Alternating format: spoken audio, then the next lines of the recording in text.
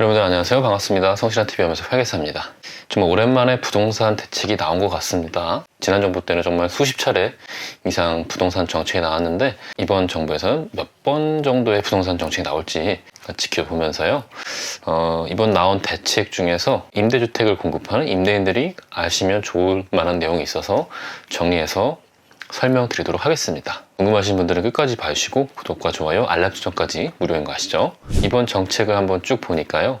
분양가 상한제도 손볼 것 같고요. 또 부동산 세금도 손볼 것 같고 임대사업자들을 위한 혜택들을 좀 더 강화하는 쪽으로 좀 정책을 그렇게 만들고 있는 것 같습니다. 첫 번째로 좀 눈여겨봐야 될 게 상생임대인이라는 그런 제도를 좀 더 실효성 있게 바꾸겠다라는 내용인데요. 상생임대인이란 직전 계약 대비 임대료를 5% 이내로 인상한 그 임대인으로서 이게 신규 계약이든 뭐 갱신 계약이든 상관없이 그 5% 이내로 임대하신 분들이라면 임대 개시 시점에 다주택자여도 상관없고 2년 거주 조건도 면제해주고 또 장기보유 특별공제도 받을 수 있게끔 그렇게 하는 뭐 제도인데요. 기존에는 상생임대인이 되려면 그 해당 주택, 임대주택이 임대 개시 시점에 1세대 1주택이어야 되고 또 기준시가가 9억 이하인 주택이어야 되는데 그런 조건들을 전부 폐지했습니다. 그 임대주택을 2년 거주해야 되는 요건이 있었는데 그런 요건도 없앴습니다. 이전에는 내가 임대 목적으로 취득했는데 그걸 또 거주까지 해야 되는 그런 좀 어려운 점이 있어서 그러다 보니까 시장의 임대주택이 점점 공급이 줄어드니까 그런 요건들을 전부 없앴다. 그리고 또 장기보유 특별공제까지 받을 수 있게끔 하면서 임대주택을 좀 오래도록 공급할 수 있게끔 제도를 보완한 것으로 보입니다. 이 상생임대인에 대해서 좀 더 주의해야 될 것을 좀 알아보면요. 그러니까 직전 계약 대비 5% 이내로 인상을 해야 되는데 직전 계약이란 임대인 본인과 계약하는 것을 말하는데 직전 계약과 현 계약 모두 동일한 임대인이어야 된다라는 걸 좀 기억해 두셔야 될 것 같습니다. 뭐 예를 들어 21년도 5월에 전세 끼고 뭐 아파트를 샀는데 20년 8월에 맺었던 전세 계약을 이제 승계한 경우라면 그 계약이 22년도 8월에 새롭게 갱신되는데 5% 이내로 임대료를 인상했다 하더라도 임대인이 서로 다르잖아요. 20년도 8월은 전 주인이 임대를 한 거였고 지금 22년도 8월은 지금 제가 임대를 한 거기 때문에 임대인이 서로 다르기 때문에 이런 경우에는 방금 말씀드렸던 상생임대인 혜택을 받을 수가 없습니다. 그러니까 이분이 받으려면 그 다음 연도 26년도 8월에 갱신 계약을 하는 경우 이랬을 때는 이제 임대주택 혜택, 이 상생임대주택 혜택을 볼 수가 있겠죠. 그리고 만약에 제가 21년도 3월에 아파트를 사고 바로 전세를 줬다고 했을 때 그 주택을 23년도 5월에 그 5% 이내로 인상해서 갱신 계약을 했다. 그러면 이랬을 경우에는 상생임대인이 될 수 있습니다. 최초 계약과 갱신 계약 전부 동일하게 제가 임대를 놨기 때문에 이런 경우에는 상생임대인 혜택을 받을 수가 있습니다. 근데 만약에 제가 아파트를 분양받았는데 바로 분양주택을 전세를 놨을 경우 상생임대인 혜택을 받을 수 있을까요?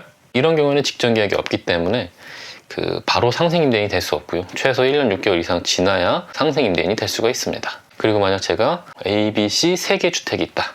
그 중에서 C는 제가 살고 있고 A, B 주택은 전세를 주고 있는 경우라면 A, B 주택에 대해서 그 상생임대인 혜택을 받을 수 있을까요? 이런 경우에는 두 채는 일단 팔고 남아있는 한 채에 대해서만 상생임대인 혜택을 받을 수가 있다고 합니다.